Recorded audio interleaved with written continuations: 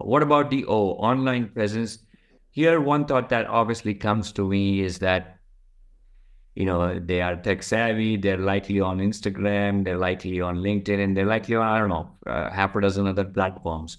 But I guess one thing that often gets told or not told maybe is that are you consistent with your online presence, right? And therefore, if you go to a platform like a LinkedIn, where it's a little more serious and focused, where some of the other platforms could be a little more social.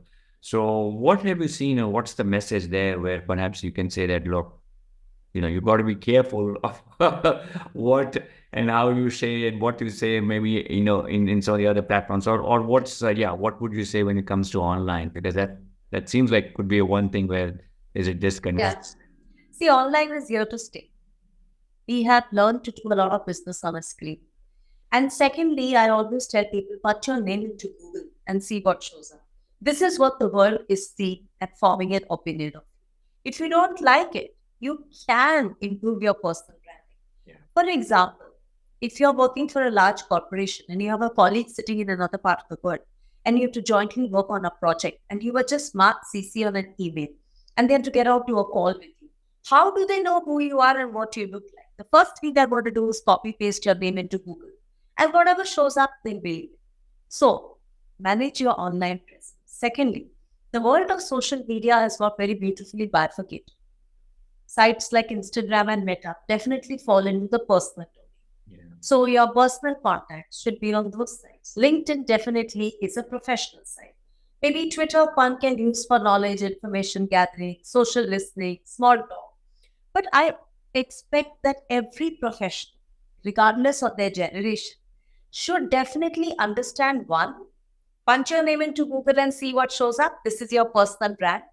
Two, please make sure that you manage your online presence. So, if you don't want people to see the photographs of you on a holiday, then just make sure that your clients and bosses are not on those sites with you, right?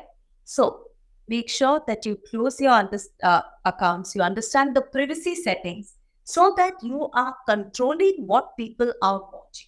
Yes, Gen Z is very good with tech. They literally were born with an iPhone in their hand and they can very quickly navigate through many, many things. But then, if you want to build a career, before you post something, before you allow somebody entry into your friend circle, or then create circles within circles so that, you're controlling what people are watching. So I always tell people that would you want your client or your super boss to see this photograph or this post? If not, then I have a suggestion. Please manage the circle. Secondly, when it comes to LinkedIn, mostly it's the first site that opens about you when you punch your name into Google. Now, this is the first site that people are going to click. So, do you have a professional photograph of this? How many contacts do you have? What are the posts that you're sharing? People are going to be absorbing all that. So, understand your personal brand, synchronize your online and your offline presence. And please control what people are watching so that you are in the driver's seat of what is, what people around you are using to form an opinion of you. Yeah, absolutely. No, I think what good advice. I mean, uh, we can very easily discount, how much damage maybe one of our personal, on a platform where we're sharing all our personal stories can quickly, form an opinion about us in the professional space, right? Now, what do you recommend here, Sheetal? Do you recommend that they then should talk to, I don't know, I mean, they themselves are tech savvy, but perhaps this is a blind spot, is what I would gather sometimes, right? Should they talk to a mentor? Should they talk to someone else?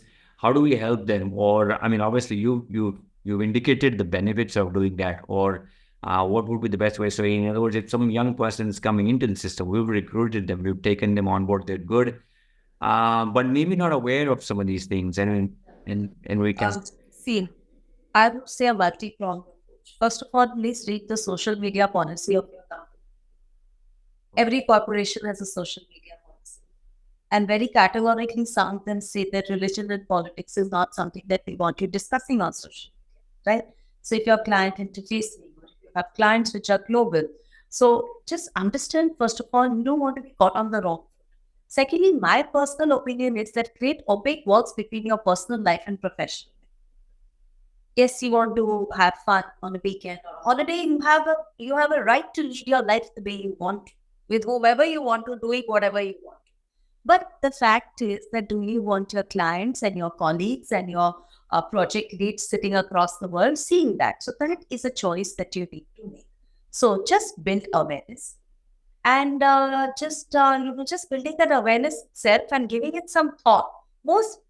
Sometimes ignorance is bliss, but in this case, it's not.